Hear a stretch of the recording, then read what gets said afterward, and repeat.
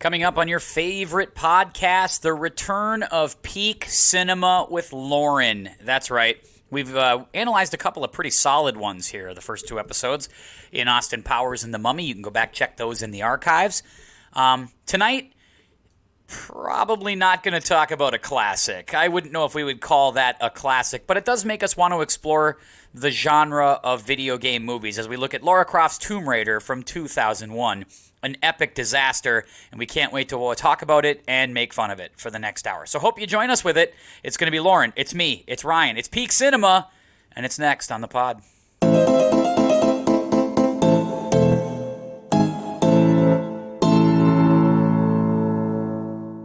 Hey, it's the Tim Anderson Podcast. I'm Tim Anderson, and welcome aboard to another edition of a very popular podcast that we do here. We've done a couple of them, and they've done very well both times, so we're really excited to get her back in. It's been a couple of weeks. We got Ryan, of course, here as always. Hey, Ryan. Hey.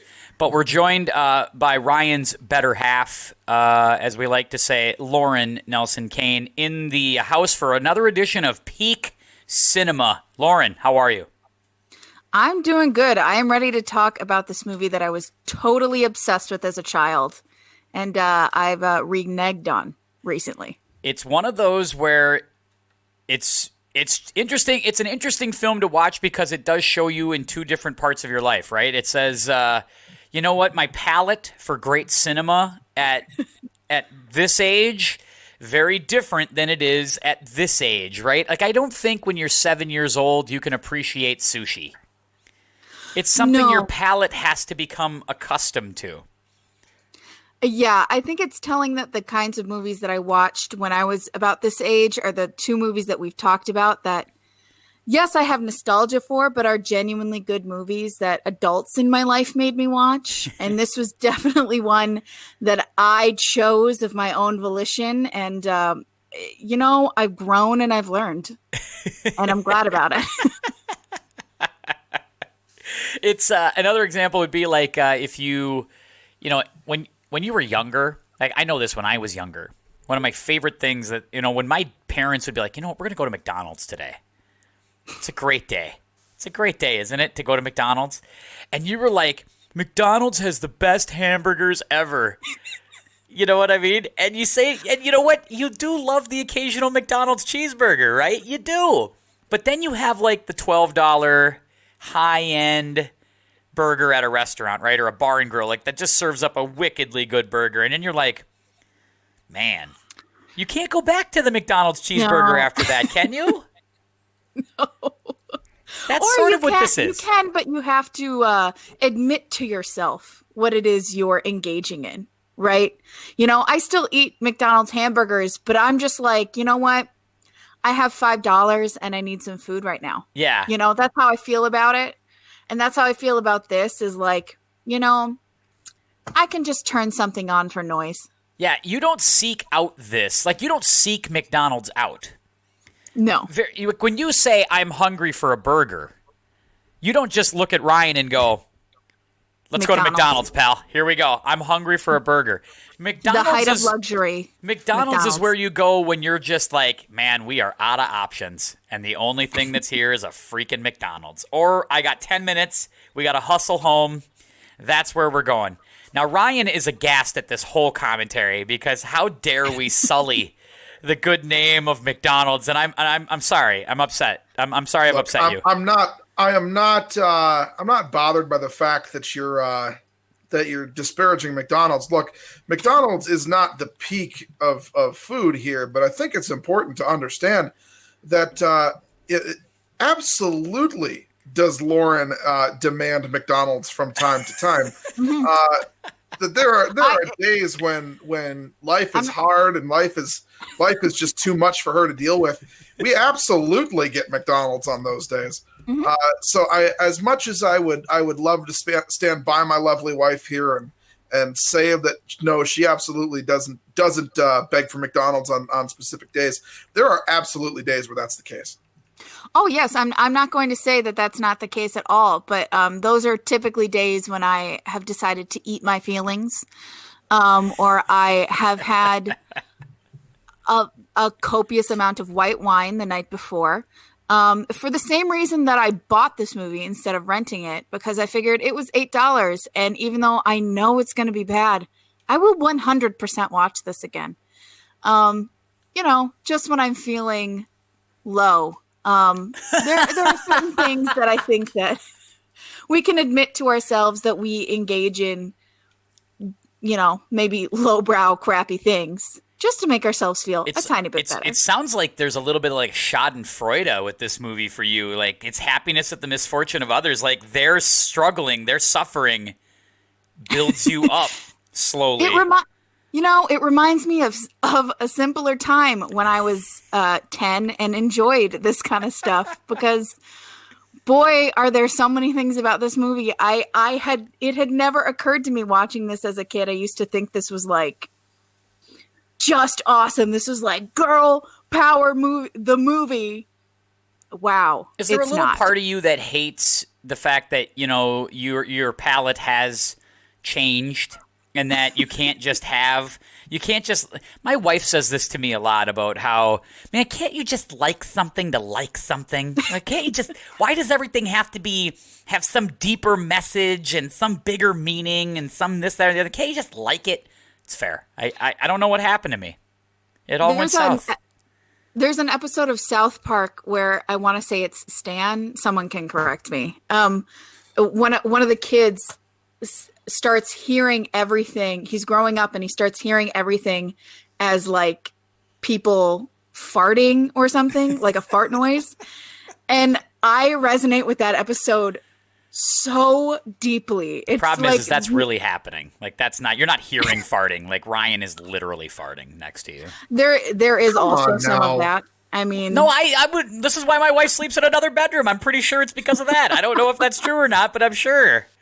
Look, we're older. When you get older, it's just something you can't do anything about, Ryan. Anyway. I am not that guy. Yeah. Come on. I'll move past that. Lauren's like, Ryan, it feels like I'm being burned with a cigarette lighter. Stop it. Anyway. But that is definitely how I feel, is like at a certain point you get like introduced to real, like, really good cinema, and then all of a sudden you go back and you watch these things that you enjoyed before you understood what went into making a movie, and you're like, oh no, this sucks. That is that's pretty much about it. That's pretty much. Let me, before we get into the actual the meat and potatoes of this, let me ask you about the video game Tomb Raider, because this was a big game for the original PlayStation. This was one of the original kind of franchisey games for the PlayStation. I think I remember. It's the first time I ever played it was on the original PS1, and I thought it was an awesome game. Because Lara Croft was hot, and I was a high school kid. And triangle boobs and all. I mean, well, listen, beggars can't be choosers when you're 15, 16, and you can't make anything happen. I mean, it's just, it is what it is. You got no game, you got no money, you work at Pizza Hut, you're tubby, you do speech. I mean, what do you think I'm closing the deal on around here? Not much. For crying out loud. I loved this video game. I mean, this was... I did too. This was the first, I think, video game. Our parents bought us PlayStation 1 and this video game and Lara Croft memory card for Christmas one year. So for a while, this was like the only game we had. Yeah. Besides our like Super Nintendo. And I loved this game. I was totally obsessed with this game. I played it well into my teens on the PS2 before they like shut that down. And the second one as well. I'm not nearly as good at the other two in that like initial series, but I'm totally obsessed with the Tomb Raider franchise. I loved the character growing up. I played Tomb Raider Legend when I was in high school. I have the 2013 reboot, and I just beat it recently because I'm not very good at video games anymore. Ryan, how many times you play this game? I have a limited experience with this game. Here's the thing. my grandma had this game for the PS1. I think it was Tomb Raider 2. Did you say your grandma had this game? I'm just picturing yeah, your so grandma just sitting there with a controller, just pounding away at this game. She bought a PlayStation for us to play when we went to her house. Smart grandma move. Yeah, and this was one of the games that she bought. But here's the thing. I was kind of dumb as a kid. No. And I played this game a little bit. I couldn't get past like the opening thing in the mansion. I couldn't figure out how to leave the mansion. Don't feel bad about that. So I gave up, and I'm a big gamer now, but so you think you need another run at this? Look, I'm not really interested in playing Tomb Raider. Not really my kind of game. I prefer games where like I build rockets and fire them into space. What do you have against like hot women whipping an ass? Like, hey, I don't have anything against it. It's just not my kind of game. Good point. Well, and it's a very structured adventure game. Like I feel like they don't make video games like it anymore, which is a bummer to me because that's all I know how to do. But it's kind of like it's not quite Skyrim where you kind of have free reign to have an adventure. It's like there are levels, there's a story, there's a plot. It's a ridiculous plot, but it is there, and it functions the way it's supposed to function. So it's a very structured adventure game. They don't really make those anymore. I did say even the new Tomb Raider reboot's not like that. It's a lot more like these are the tasks you have to complete. Yeah. This was a game that at the time, I do recall like 97, 98 or whatever it was when I was playing this game originally on the PlayStation, going like, this could be a movie. Like you start to play these video games and you start to think like, this could be a film. Like it makes sense. You have this, it feels like Indiana Jones, but with a woman. And why couldn't this work? And when they announced that they were going to make this film, and that Angelina Jolie was going to be Lara Croft, immediately I was like, I could not have cast it better myself. Entirely. She, wow, I'm watching this movie even now, and I'm like, this was, honest to God, one of the best casting decisions they could have ever made for a movie like this. So amazing. And she's like hot off the trail of her Oscar when they make this movie, no less. She's hot as fire at this moment. Like she's big time celebrity. So she's had some run with movie success. Like I'll go through her run here in a second. But it was like you could not have done a better casting job. And when you listen to the names of the what ifs, it might make you second guess it a little bit because there's a lot of what ifs. There's a lot of people they looked at for this thing, but I think they nailed it. I couldn't believe the amount of people because to me, she's just so perfect. She's so obviously perfect. She looks like her. She sounds like her. It's great. And I could not believe the amount of people. I did do a little research that they were a little nervous to cast her because this was during her Billy Bob Thornton phase. Yeah, the vial of blood, making out with people, kind of weird. Yeah, she was a little weird. This is when Ryan's mom wouldn't let him watch TV during this time, so he may not be as familiar with Angelina at this stage because she was a little nuts. Yeah, little nuts. This is when she's wearing a vial. This is when she married Billy Bob Thornton, and she's wearing like a vial of his blood around her neck, and vice versa. Yeah, that is psychotic.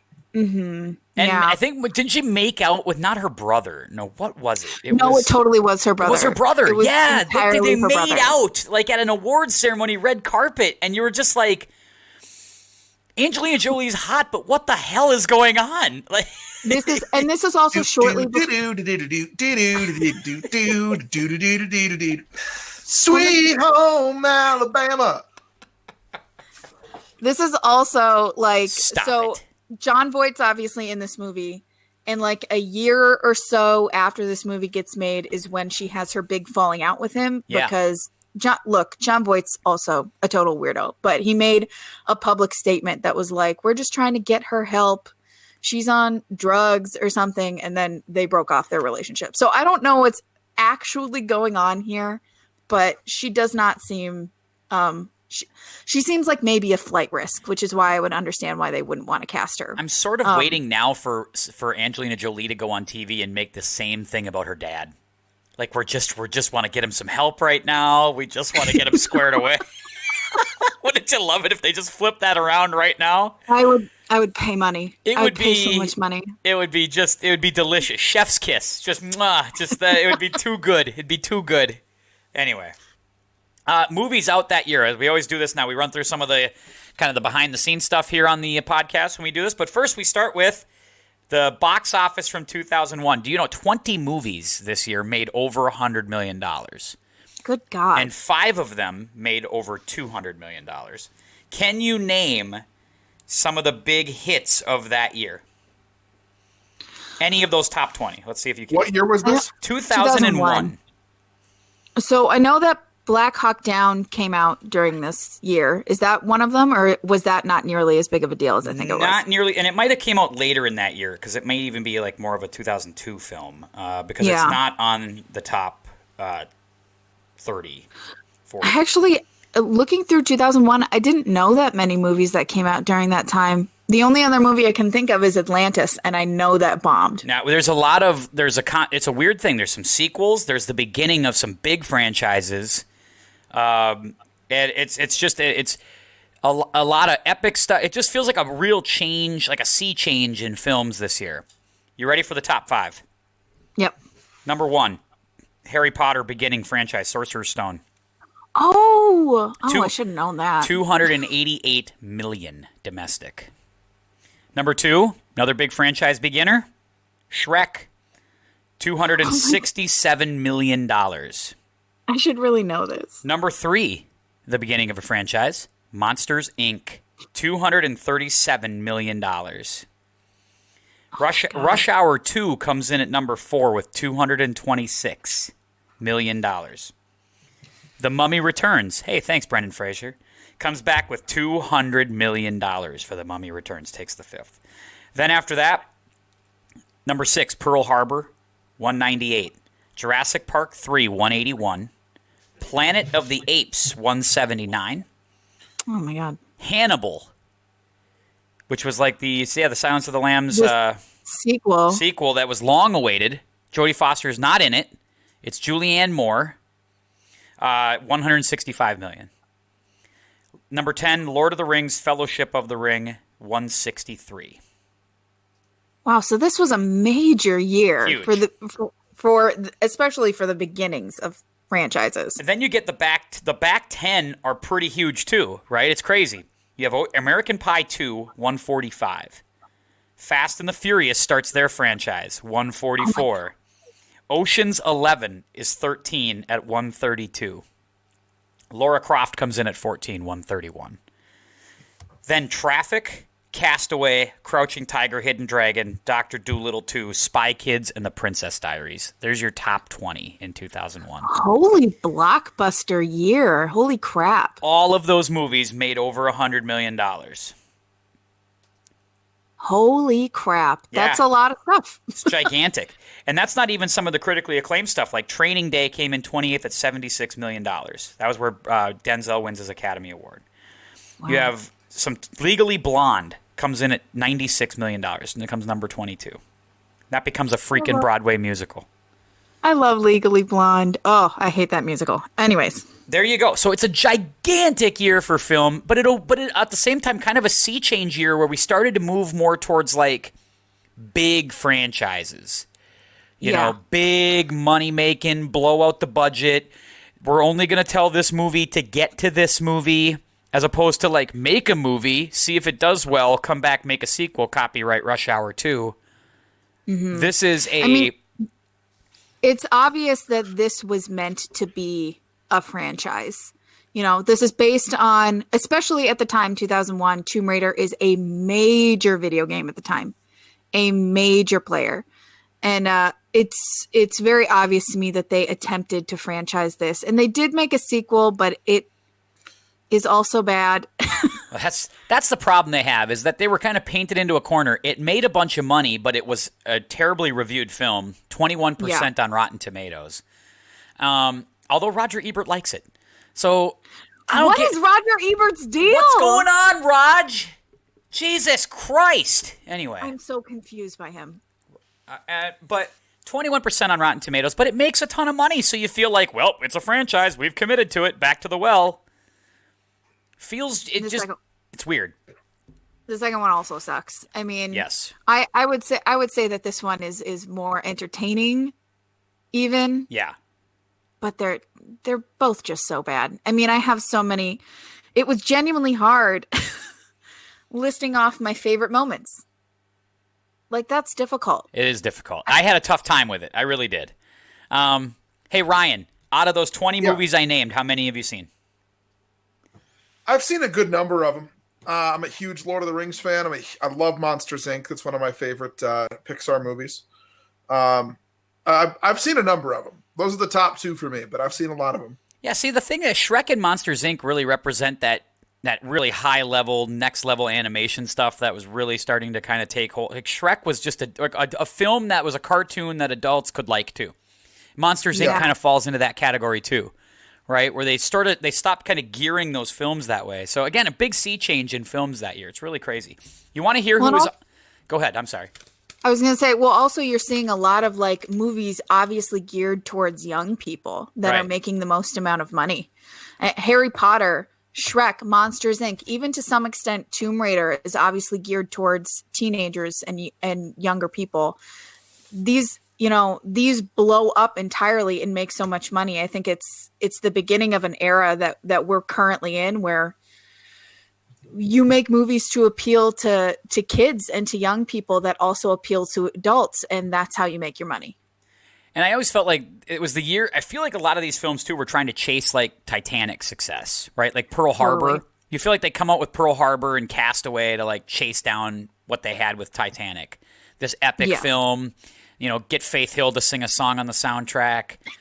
Just all kind. They couldn't get Celine Dion. But everything's just, that's just it. It's, like, a little less. Everything's just a little worse than it was in like 19. Like we couldn't get Celine Dion, but we got Faith Hill. It's like, well, we can't do Titanic, but we'll do Pearl Harbor.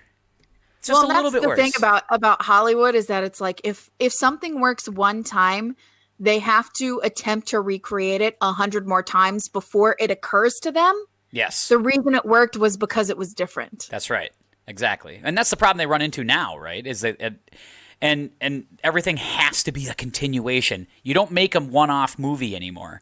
Like, every movie you make now is like, how do we get a sequel out of it? Like, how do we run a franchise out of it? As opposed to, like, can't it just stand up by itself as a one-off, like a great film? Just a one great film.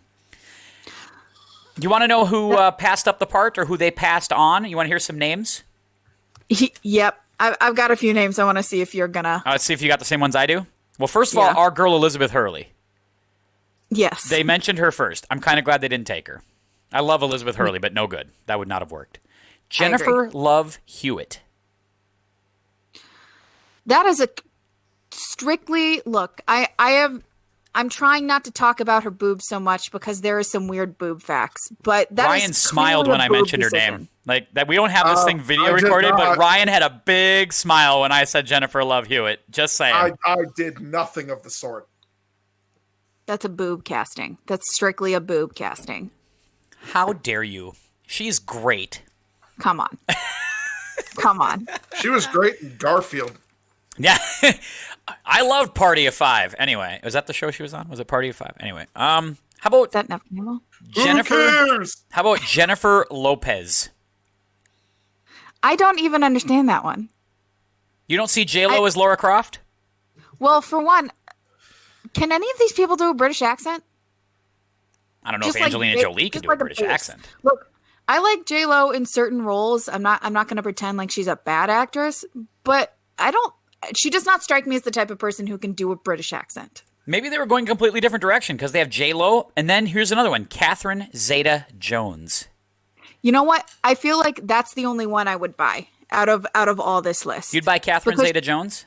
Yes, because first of all, she's from Wales, so I know she can do that. And second of all, she had already like kind of cut her chops with The Mask of Zorro, and she was also really hot at this time. I think she's the only one out of this bunch I would have bought.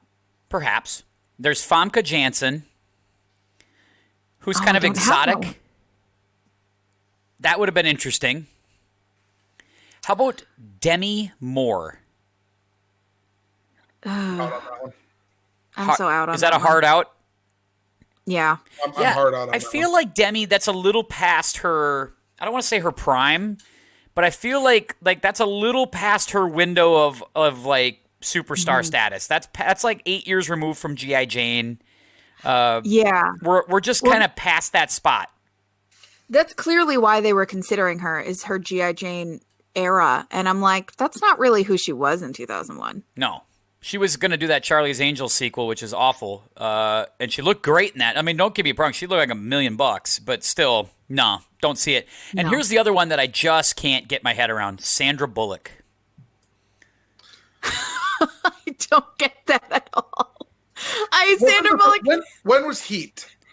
You mean Speed? Speed, yeah. Speed was 94.5, which, by the way, we need to talk about that one at some point. Do you think they were trying to grab at that a little bit?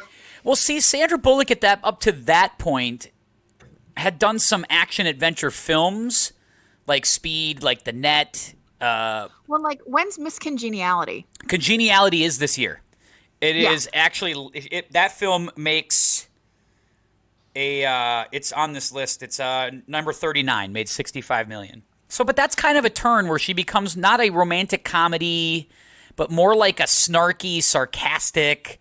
I feel like she sort of went to another level in this year, but maybe that's just it wasn't the spot for her to be in this part yet.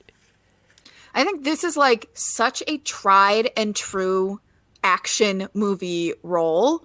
There's not a ton of snark. There's not a ton of comedy. It really is just that. And it would be very weird to me to cast Sandra Bullock. That is so not her character type. No, it just feels like a weird one. I don't know if I could get behind it. I got to tell you the truth. So it comes out in the summer, June of 2001. It's meant to be a summer blockbuster. It certainly delivers on that. It makes a lot of money. Jolie is pretty hot heading into this film. She does Gia in 98, gets rave reviews for it. It's a great film. Pushing Tin, which is actually a vastly underrated film. I think that's where she met Billy Bob. It's John Cusack, Billy Bob Thornton, 1999. Not a bad film, actually. Then she does The Bone Collector with Denzel Washington, which is a pretty, gritty thriller. And she's pretty good in it, opposite Denzel. She does a really nice job. Then she does Girl Interrupted, which is just next level stuff. I mean, just a phenomenal performance. Probably still her apex, right? Probably still her her big time moment, right? Her top of the mountain moment. Her Everest, we could call it. And then she, she's in another blockbuster in 2000. She does Gone in 60 Seconds with Ryan's guy Nick Cage. So she's 5 for 5. Mm-hmm. Or at least a solid 4 for 5 in the last 2 years leading up to this film. So it's not like she's hitting and missing. She's red hot. So the studio makes the right call here, I think. She has more momentum, you could argue, than any of those actresses we just named. Far more momentum. Far and wide, especially at this time. The only other person that I saw that had auditioned, but it didn't sound like they were seriously considering, that I would have been okay with, was Mila Jovovich. Oh, I could get down with that. I don't know if she can do a British accent, but as far as like tried and true action heroines, I mean, she is that person. Oh, sure. Yeah. Yeah. Love her. Yeah, she could have worked. I could have gotten down with that. Yeah. All right, let's get to the film itself. Favorite scenes? Not a ton. I don't have a ton, but I'll not a lot. I will say the like bungee fight scene. That whole fight scene in her house. I have like the home invasion. Yeah, the whole home invasion. That is that is a scene that I feel like I can't look at critically as an adult because I loved it so much when I was 10 years old. I thought that was the absolute shit. I thought it was the coolest thing I'd ever seen in my entire life, and I spent countless hours recreating it alone in my basement because I was sad. What the hell is that? Just 30 people swinging from bungees in the middle of her basement. Like, what on? It's the trapeze. It's the Shrine Circus going on in Lauren's basement. Anyway. Yes. Yes, Not an I had an exaggeration. imagination. Thank you very much. I'm glad you have an imagination. That's great. It's But awesome. yes, I love that scene top to bottom. I think it is so cool. The music is odd. Yeah, music it's like choices it's are like odd. it's the music's kind of weird to it, but I had this one as my favorite scene tier. Had it too. I actually the opening I like, and the reason why I think I like it is because I am not introduced to anybody yet. Yeah. It's like, oh, it's just a standalone 5-minute action scene. What do you think? Well, it's a 5-minute action scene. Thank you. And it reminded me, it was like their homage to the video game a little bit because it made it feel like the video game was happening, which was kind of cool. That's what I mean. That is, I will say the thing I like about this movie the most is that it is just the video game. You know, the video game has weird plots, and I would say much more fantastical than the one in this movie. And it's weird and it's totally outrageous. And that's what the entire movie felt like. Just putting the video game up on screen. Ryan, your favorite scenes? Look, I have to be honest with you. I really didn't enjoy this movie very much. I knew this was coming. My I love having Ryan on the pod. I just love it. Ryan just chimes in with these. I had never seen this movie before, ever. And honestly, I wish I could go back to 2 weeks ago when I'd never seen this movie before. My life was markedly better before I saw this film. And I use the term film loosely. Look, if you put a gun to my head, I would probably tell you my favorite scene was fighting the robot in the beginning because my innocence was still there and nobody had spoken yet. Okay. So, I would like to take this time. I have been writing down things that Ryan felt during the film. This is a good segment. What was Ryan thinking as he was watching the film with Lauren? So I'm just going to read the first 4 bullet points, of which there are like 15. First one is goes on a legitimate 5-minute rant about the handling of the guns. What is this music choice? Continues to be mad about other gun stuff. And then in capital letters, I wrote, it has been requested at this time that he turn it down a notch because his audible nitpicking about the Tomb Raider movie has become insufferable. This has been What Was Ryan Thinking About During the Film with Lauren. oh, there's more. There's But so much wait. more. Maybe we'll run another segment in just a minute of that. We'll get back to we're it. going to get back to that as we talk deeper about this movie. But suffice to say, we can cut to my review of this a little early. 0 out of 10. I really did not enjoy this movie. We're getting to the least favorite scenes here in just a minute, but Ryan has already nominated the entire film for his least favorite scenes. That's not playing along with the podcast. Anyway, there's not a lot of favorite scenes to choose from. He is right about that. So I think we hit on the 2 scenes, unless you have another one. Do you have another one that you liked? No, that was it. That was it. You and me both. We're seeing it clearly. It's All right. off. Now there's a lot to choose from. Least favorite scenes. Okay, let me start. The shower scene. 10 minutes in. What the fuck was that? Yeah. What was that? What's happening in that? You got your guy, Dan Craig. He comes out of the shower, and he's looking... Oh, I'm not even talking about that one. Oh, you're not even talking about that shower scene. No. You got the other shower scene. There are 2 shower scenes. And in they Tomb go Raider literally movie. nowhere. 2 shower scenes that lead to literally nothing. Nothing. You know my favorite thing about the first shower scene, the one with Angelina Jolie, although the Daniel Craig one is also on my list, is that she's like, she does that thing that women do in showers on TV shows and movies where her face is directly in the shower, like practically the whole in the time. head. Yeah, just letting it rain on your face. And she's like whipping her hair up like she's Ariel in The Little Mermaid, the way nobody does. I don't understand. Showers are not sexy. They're showers. And Yeah, especially I don't know after why what we she's do been that. doing. You've been griming with a robot. Nobody wants to go down there. Clean yourself up, lady. Allegedly, this is an allusion to I think in the second Tomb Raider video game, at the very end of the movie, she is about to get into the shower and she's in one of those really like short robes, and then she has a home invasion, and then after you beat, have a home invasion. Lara's big on the home invasion. She attracts attention. Look, I could get into the video games, but we'd be here all day. That's a different podcast. She's in like one of those short robes, and she's about to get into the shower after you like get all the guys. And she looks at the camera and she's like, I think you've seen enough for today. And then she shoots a shotgun at the ceiling, and then the video game. Allegedly, her being in the shower is somehow an allusion to that scene. The scene where we don't even see in the video game that she goes into the shower. I think it's because they hired Angelina Jolie and they wanted her to be naked. Same goes for Daniel Craig. I was going to say, Daniel Craig gets out of the shower and the scene literally doesn't move the story forward. It doesn't make us think about his character in any different way. It's just like, here's a hot British guy who is well put together.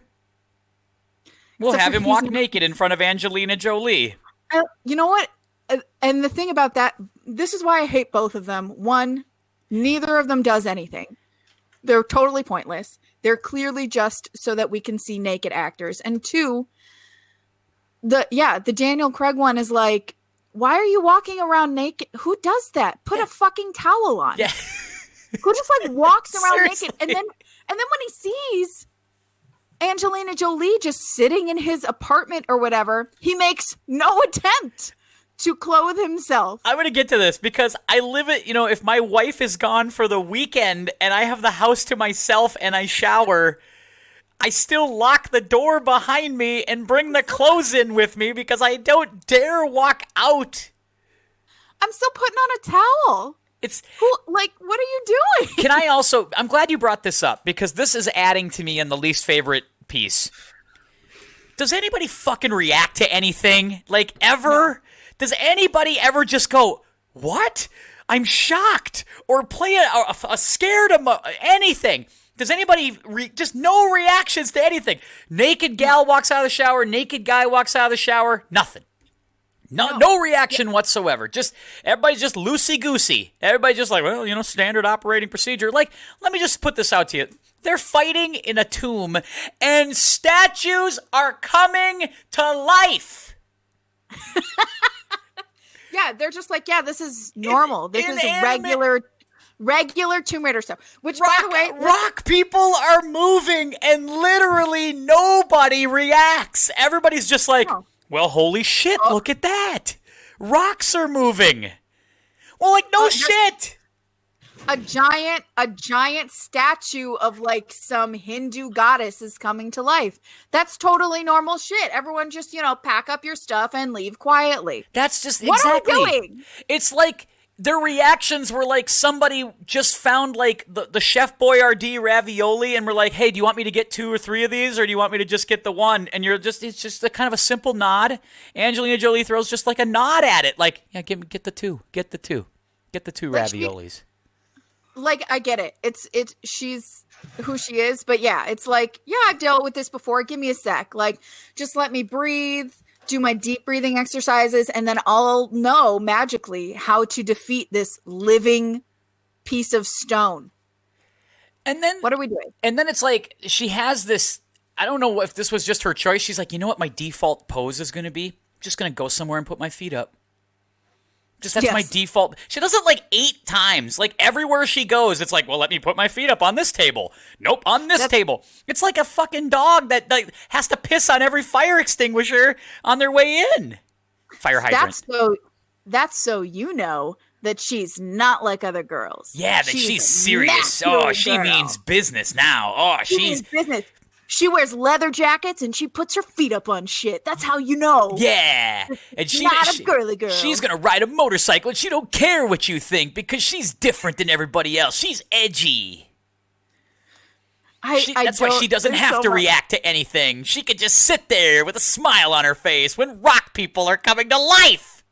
She just inherently knows facts that no one else in the room knows, that as though it's common knowledge. Like at the end of the movie. Oh, sweet Christ. Oh, sweet Christ. At the end of the movie, they go into that. I'm sorry to cut you off, but have I mentioned that I absolutely detest this movie?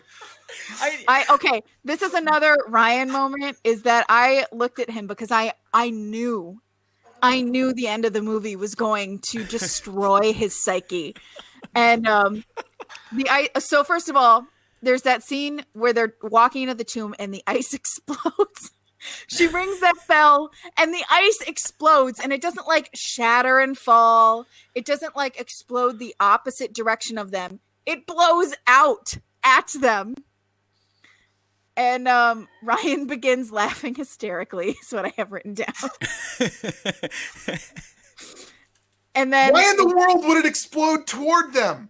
What sense does that make? What physics exists in this world where ice is exploding at them when the bell is being rung on the side of the door or the side of the ice that the ice is exploding toward? There's the change in the barometer of the room is the other direction.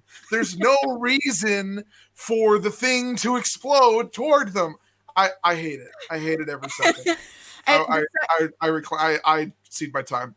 So the second that he started laughing at that, I looked at him and I was like, what I need you to do is not speak for the next 20 minutes.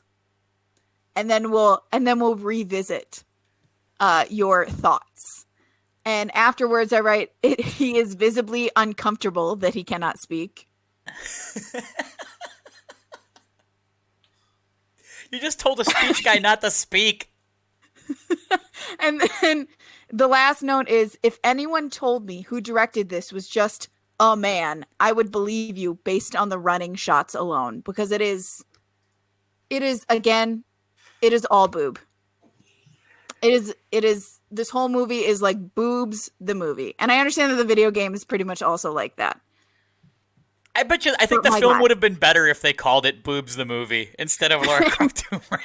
I would have, my standards would have been lower. Exactly. That's just it. I would have put my standards in the sand and been like, it can only be better than that. It can't be worse. Can't be worse than that. Well, that's the whole physics thing and the end of the movie brings me to my least favorite moment. Well, one of my least favorite moments. There's so many in like the last 30 minutes. But they walk into this tomb and there is this like shimmery, glimmery thing, and a dog like runs through it, and you see his muscles, and he goes out of it, and her co-worker, Daniel Craig, who has the exact same job that she does, goes, "What is that?" And then she completely matter-of-factly goes, "It's a time storm. Time is broken here." What? Why do you know that? What is a time storm? Why? I don't have time. I don't have time. Yeah. There's so many questions. The film opted, and I think this might be on the ground, like 2001 might have been the ground floor of this, where they were basically like, exposition? Nah. You could just figure it out. You sit there and go, it wouldn't kill you to give me a little backstory. Just give me like 5 to 7 minutes instead of giving me little breadcrumbs here and there that I'm supposed to figure out. It's like, listen, I ain't Sherlock Holmes here. Can you just give me 5 minutes of something so I know what we're dealing with here? I like anything. Maybe earlier in the movie they encounter a time storm and they have to do a little digging to figure out what it is. And then they see it at the end of the movie. Fucking anything. Anything at all. And it's not even, what bugs me? It's not even the fact that this is a world in which a time storm exists, or this is a world in which a time storm exists and Lara Croft just inherently knows about it. It's that Daniel Craig also doesn't know about it. They have the same job. And he's supposed to be a smart guy. Yeah. What I don't have enough time to ask the amount of questions I want to ask. I'm not asking for a goddamn Shakespearean soliloquy to start this thing to give me a background, but just give me something. anything. Just anything would be or awesome. how about this? Take 5 minutes and maybe give me a little background on Daniel Craig and Angelina Jolie's situation. Yes. How about that? They have that one scene at the beginning of the movie. Yep. In like the auctioneer's place. Yeah. And there's a little sexual tension, and you say to yourself, okay, they know each other, but like they never suss out like anything in regards to their relationship. And then the next time we see these two together in any kind of moment, she's broken into his apartment while he's in the shower. He comes out with everything showing, and she makes no reaction. It's the whole movie is played off like he's clearly interested in her, but they have some kind of antagonistic past that we don't know about and we never learn about. And then at the end of the movie, she kisses him and like sacrifices her goals to save his life. Why? He has no. He's not a character. He's like just physically there. The whole movie could exist without him. It's almost as if the ending only exists because of him.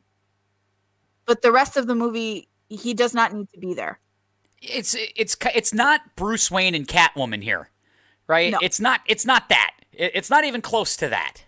No.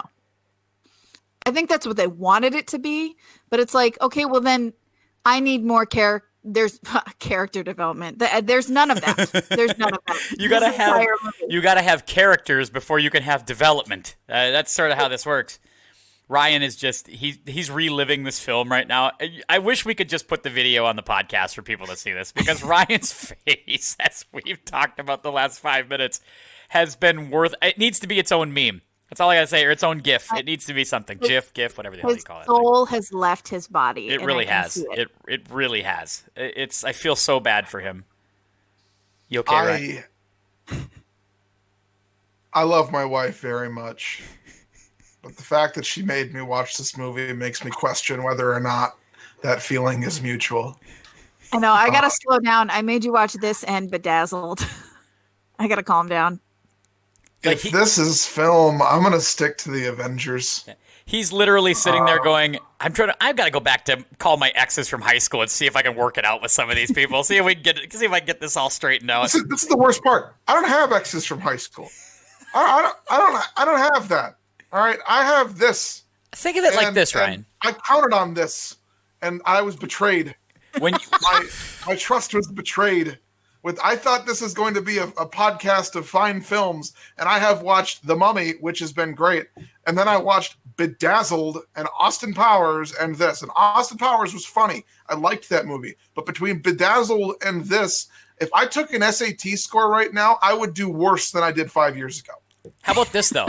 See, when you become president of the United States, now you have stuff you can play for the inmates at Guantanamo. Like those Capitol rioters, just play this. Like, you are now subjected to 10 years of this. This would fall under the Eighth Amendment. This is cruel and unusual what this movie did. This was an affront to film. The fact that Roger Ebert likes this movie makes me respect him less. I am so confused by that. This movie has a 20% on Rotten Tomatoes. 20%. And I feel like movies that existed before Rotten Tomatoes, the score is like kind of it's a little hit and miss because you don't know how many critics you can dig up. Right. But 20% on an older movie. Ow. Yeah, 20% is 20% though at the same time. That's not good. That's bad. It's not good. No. All right. No. That takes us to our next key. That's the ingenue up and down. And of course, we do with the ingenue up or down. It's always the opposite, whoever the lead is. So in this case, it's a man. It's Daniel Craig. This is a down. Down. I wrote, I think he does a serviceable job, but it's just like there's nothing to do. Said it. Your point is exactly what I wrote down. I said he's superfluous. He doesn't add. There's nothing. The film could be the same without him. Mm-hmm. He's literally exists for that ending scene, which could very easily be rewritten. It could very easily be rewritten. I mean, I'll just leave it at that. But that's the entire reason, because he dies. Ian Glenn Ian Glenn. Oh my God. Sorry, we'll get to that. Ian Glenn kills him. And then Lara is like, okay, I'll play your game so that I can bring him back to life. That's the only reason he exists. Yeah, that's it. Yeah. And I don't care about him at that point. Like, he dies, and I'm like, yeah, go make James Bond. Yeah. Like, it's time for you to go make James Bond, Daniel Craig. Yeah. Redeem yourself with Skyfall and Casino Royale. Yeah, I have no emotional connection to that character at all. None. And in fact, most of the movie has been spent with if you're resonating with Lara, who presumably you are because she's the protagonist, you don't like him. Yeah. You like actively don't like him.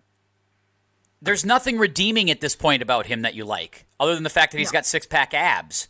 But, like, I cared more for the freaking robot that she destroyed in the opening scene. Yeah, I agree. All right, swing for the fences, guy. This is for the character that is not on the scene a lot, but when is, makes an impact. I'm going to go with the guy who played Hillary, Chris Berry, because he acts with no emotion, but that's what he's supposed to do. So he's like the one guy who executes his role in this film, and he's not in a lot, and when he's in, he's solid. So give me the butler, Hillary, in this one. He's the one guy who I think executes it. He's my swing for the fences. Well, and this was difficult because there aren't a lot of like named characters in the movie. So my swing for the fences is, in the like past scene when John Voight shows a young Lara like a picture of her mom and a locket. The picture is of Linda Carter, and I think that picture is doing its job perfectly. I think that swing for the fence is that picture of Linda Carter. Linda Carter's face wins the Swing for the Fences award in this film. Yeah. I'm always going to be okay with that, to be honest with you, because I love Linda Carter. So I'm a big Wonder Woman guy. I am intrigued by it. Why is she there? Could they legally use just like a random picture of Linda Carter? I'm so honored and touched by that picture. And that's it. That's my swing for the fences person. Love it. Now we get to our favorite part, which is the speech rankings. No, I have a swing for the fences. Oh, you do? See, I thought you had given up and ceded your time. I want you to get back in, Ryan. What do you have? So here's the thing. There's one person who did their job brilliantly in this movie, and I didn't comment on it at the time because even though, I detest this movie, it was underappreciated for me. Look, the person who wrote the end credits of this movie deserves applause. Because I laughed, I cried, I saw the face of God. What a brilliant work. Just writing the end credits, man. I really truly appreciated the work of that person, whoever they may be. And I hope that they know that they're doing the Lord's work. I really hope that they know that. Duly noted. All right. As you know, we rank things because we're all former speechies here. We rank things on the 1 through 5 scale with the points out of 100. So obviously the best you can ever do, just like in speech, is a 1/100. So all of our speech nerds will totally get that, and we just filled in people who aren't speech nerds. 1/100 is the best score you can get here. Speech rankings. Who gets the 1? Angelina Jolie. She gets my 1 too. But this is what we call a low 1. It's a 190. I'm going 195. You know what, though, is that it's not any of the actors' faults. I don't think any of the actors did a bad job. I think their characters are horrible, and the movie is terribly written. But Angelina Jolie does a very good job in this movie because she's a very talented actress, and she is. It's almost unfortunate how perfect she is for this role because this movie sucks so hard.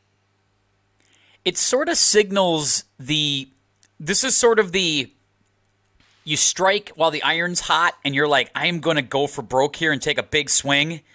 And it's sort of like an overswing. It's kind of like you're full, but you're like, yeah, I'll have one more piece of cheesecake.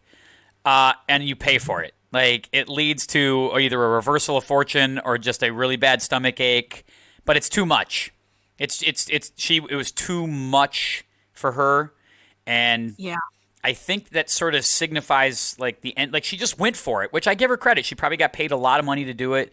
I know she does Mr. and Mrs. Smith like a little while later with Pitt, and that starts up their torrid love affair and their 90 kids and all of that stuff. But I just feel like her being like that big time star. I just feel like it could have been here if she picked the right film, and I just feel like she picked the wrong film. Like think about how that role reverses if she takes Miss Congeniality versus Sandra Bullock.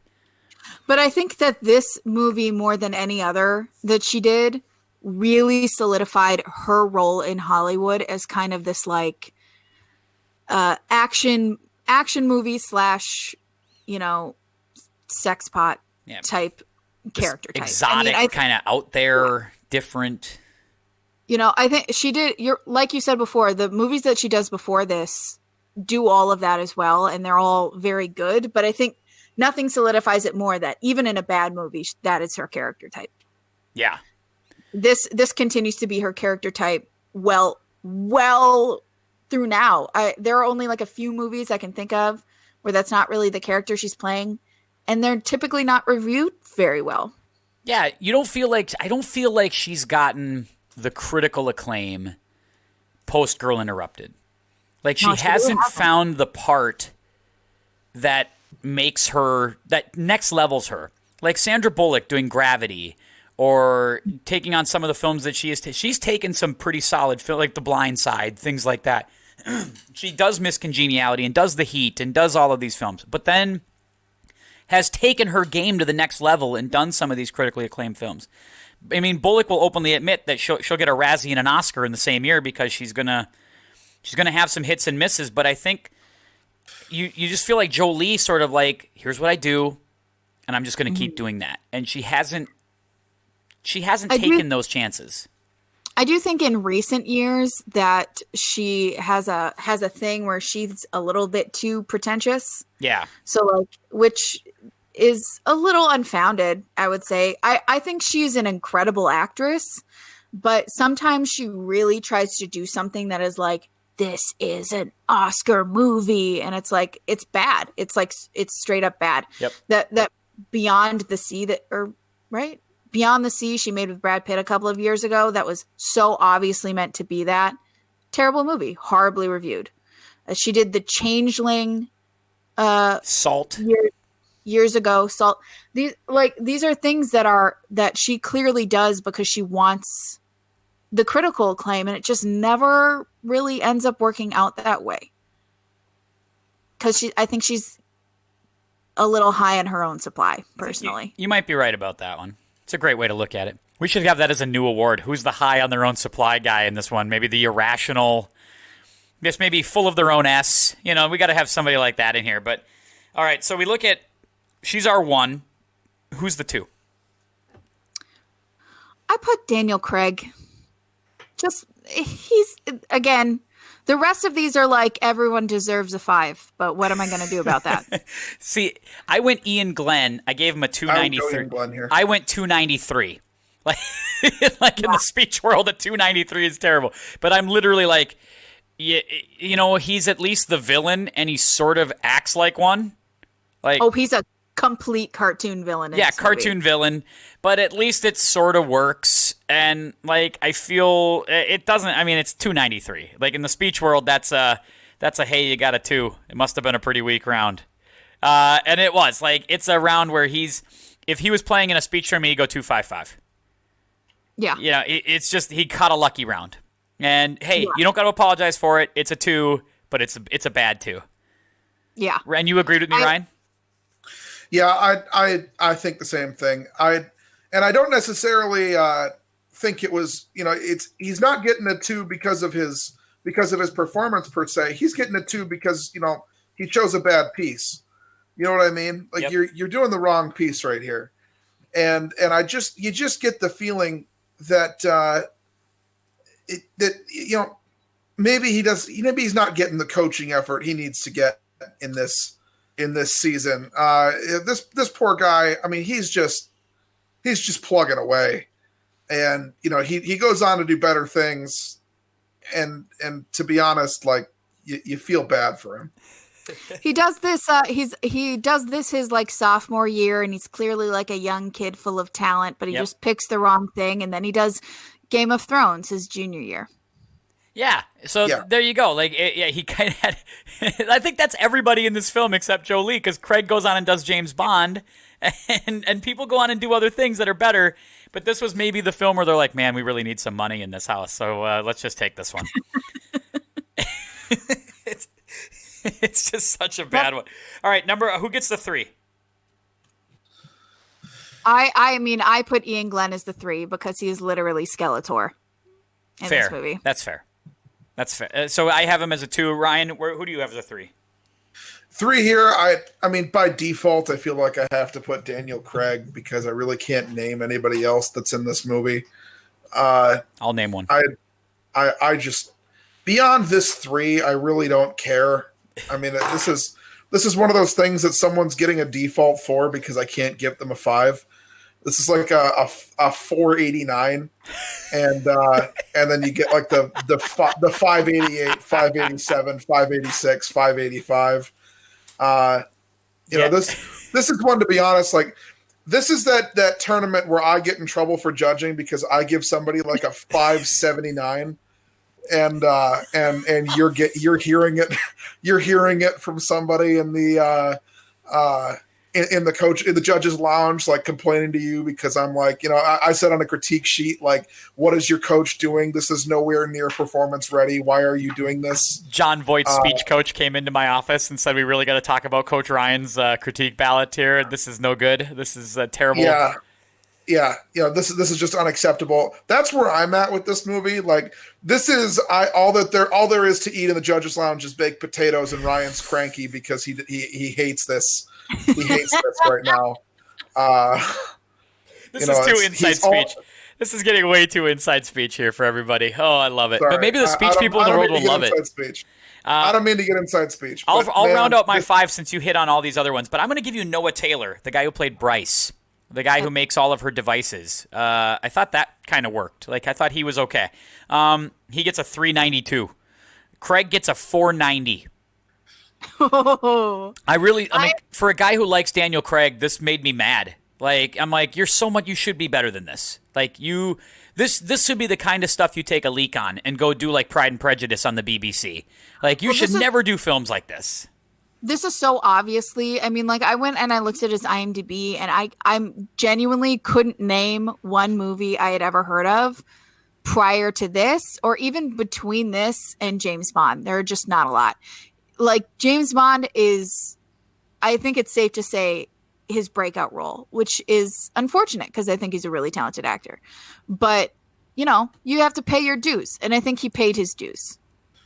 Hard. He paid them hard here. Yeah. And I'm going to take Psycho John Voight for my 5 and give him a 589. John Voight gets a 585. He's there. He does what he's supposed to. That's it. Yeah. I give 4 is Noah Taylor for me as Bryce. I wanted more of him. I kind of did. I felt like I didn't get enough. Yeah. Like this, he could have become the 2 in the film. Like maybe with a little more time. I think if they had to do a love interest, if they could just delete Daniel Craig and make it Noah Taylor, I would almost enjoy that. Yeah, and I feel like it would make narrative sense. Like, oh, she loves nerds. She breaks type. She's hot as fire, and yet she likes the nerdy guy.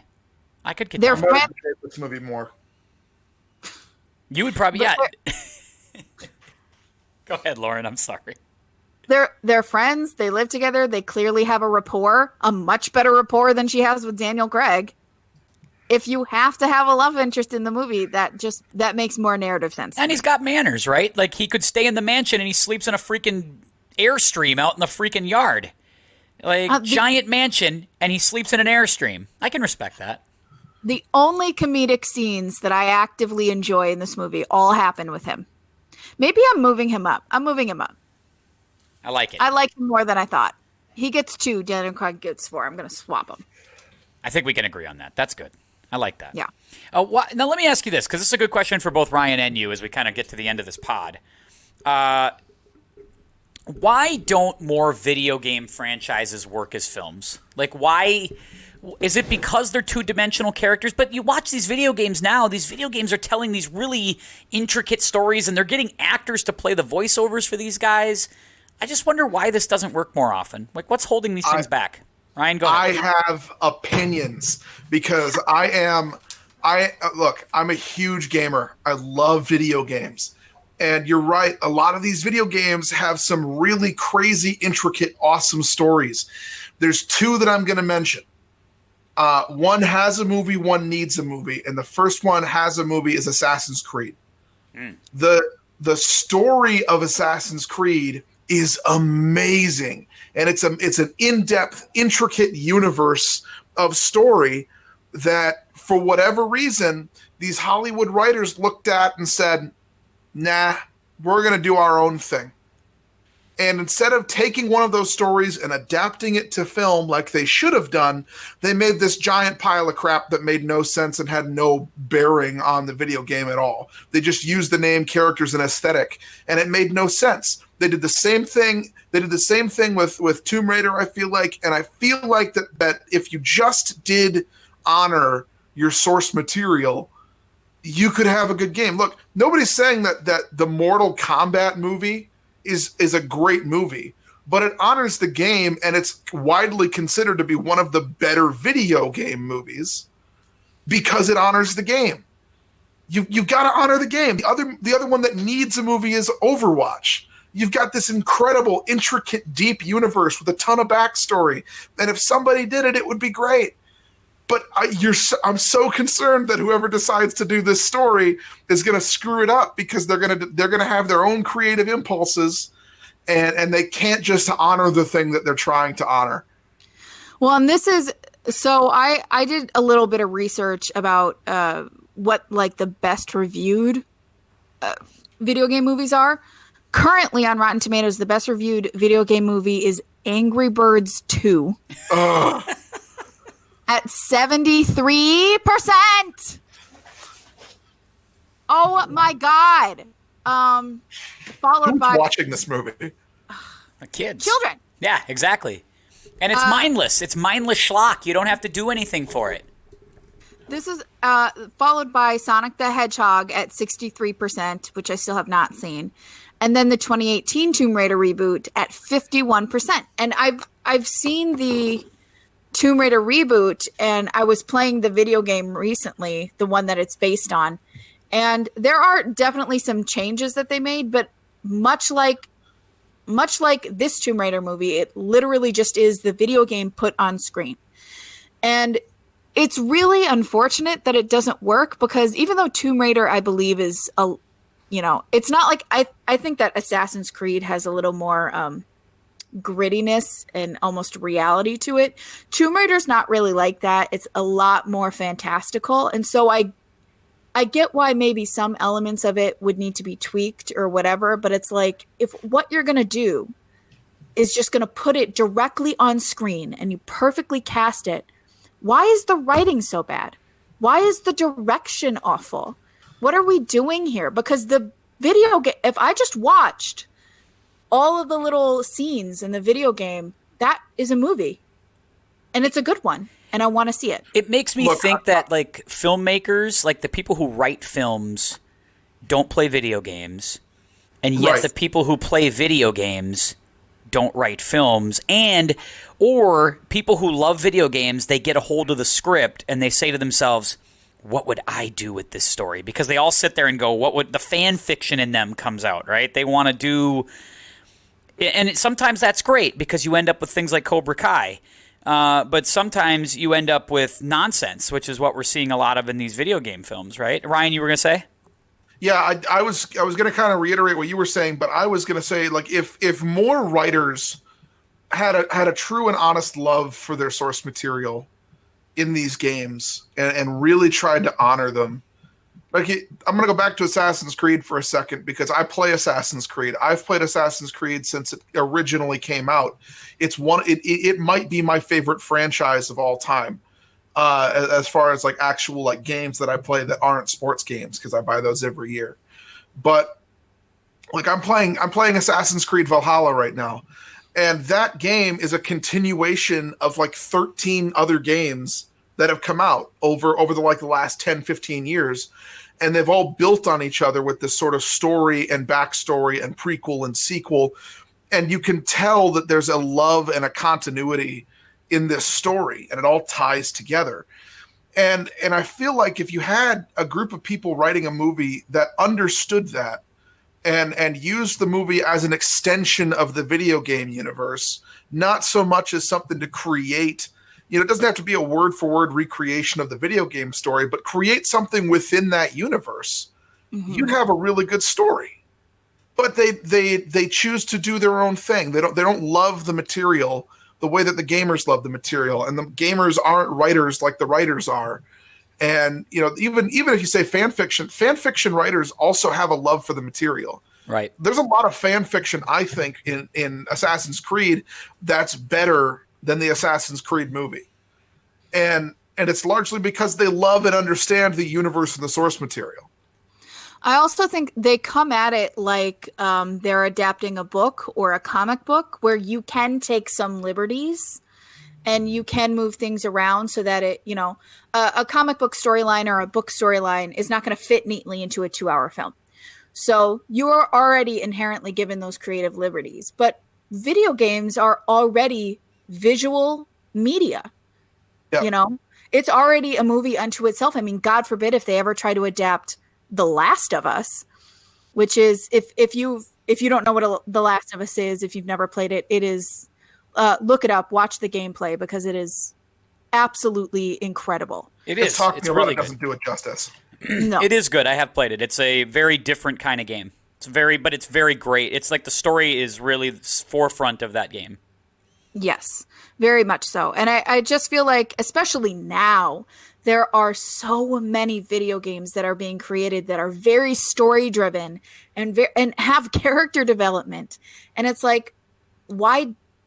I don't understand how you watch this and you go, I'm going to take out the thing that people like, the story elements, and I'm going to take out the character development. I'm just going to use these characters and make my own thing. That's not what anybody wants. Is the comeback here, too, that if the video game is so good and so deep, why make the movie? Which could be a fair comeback, too, but then why make the movie? Exactly. Like, if you're not going to... I mean, I guess, yeah, you want to take the video game and move it another direction, but that loses the integrity of it, right? I feel like, or it kind of loses the essence of it. I feel like that's the problem with some of the TV show remakes. Like when they got on this run of remaking, the 80s TV shows, and sometimes you get some really great stuff like 21 Jump Street, but you also then get Dukes of Hazzard and Baywatch and Chips, which are just terrible, and in no way do they capture the essence of what made the original thing great, right? I think I just feel like filmmakers, like it's almost like they make fun of the material that's put in front of them. Like they're like, like they think that they're better than the material that was given to them, and they don't pay respect to the fans. It very much feels like a parody, and I feel that way more about the 2018 Tomb Raider reboot than this one. This one just feels like there were just a lot of missteps that were happening here, and it got in a little bit over their head in what they were making. But the 2018 one feels a little more purposeful. All the casting choices are very purposeful. The storyline is very purposeful, and yet it just is kind of boring. And I'm like, how is this boring? It shouldn't be boring. It should be a lot of things, but not boring. Right. Tomb Raider is bonkers bananas crazy, but it isn't boring. So I don't even know how they got from A to B. And I think that they're not, I think you're right. I think that they're not necessarily fans of the video games. They're just like, this would be a franchise, so let's make it. And I also think that you can't introduce something new to something that already exists so well on its own. And I think that's a huge problem. The reason that 21 Jump Street movies work is because they take it in a totally different direction. It's not a parody, but it is a comedy. And it's very different. Yeah. As opposed to, it's why the Sonic the Hedgehog movie does well. It's why Angry Birds does well. It's because there really isn't that much of a story there to begin with. So you can kind of put whatever you want on top of it. I think that's it. I think you've hit on it. Tomb Raider, Assassin's Creed, The Last of Us, all of this stuff, they already exist perfectly in the world that they're in. This was great. We have done, well, first of all, we went an hour and 15 on freaking Tomb Raider, which Too long. The film's an hour and 40 minutes, and we just did an hour and 14. I think we encapsulated all of it, and I want to say we were probably more entertaining than Lara Croft. Tomb Raider. I hope so, yes. I would argue the answer to that is yes as well. Poor Ryan. He just wanted to move on. Hey, you know what? Our next film that we're going to review, and if you want to review it out there with us, folks, or first of all, if you want to chime in on this one, you can. You can go to, first you can email the show, timpodcast1@yahoo.com, or you can tweet at Mr. Tim Anderson. Tweet Lauren at GoFuckYourself. You can figure out how to spell that one yourself. GAH, I think it is, FUK. I don't even remember. Yeah, but that's where it is. YUHFELF. Yes, there you go. And then, of course, Ryan at Sweet Cane Music. You can hit us up on, obviously, Podbean, Tim Podcast at podbean.com, facebook.com/Tim Podcast. Anywhere you go that you get your podcasts, Apple Podcasts, Spotify, you name it. We're there. Listen to us and send in some comments and some thoughts. We would be happy to take them. Our next film is going to be a gem. I feel good about our next film. We're going to be back here in the next few weeks. As soon as possible, really, but we got to watch the film. We got to break it down. I haven't seen this film in a long time, but I'm super looking forward to it. I don't think we want to spoil it now. We'll let you sit on it for a while, but we're super jazzed about it. We're gonna go further back into the Wayback Machine. It's gonna be exciting. We're gonna go pre-Lauren's birth. Yes, we're going this is a new one for me. We're going pre-Lauren and Ryan's birth. We're going to my time when I was 6 years old, 1987. So you can start looking at films from 87, maybe figure out where we're going, and that's what we are going to be doing next. Looking forward to it, everybody. So again, I want to thank everybody for listening. I appreciate you. Keep your head up, and we will see you next time on the podcast. See you later, everybody.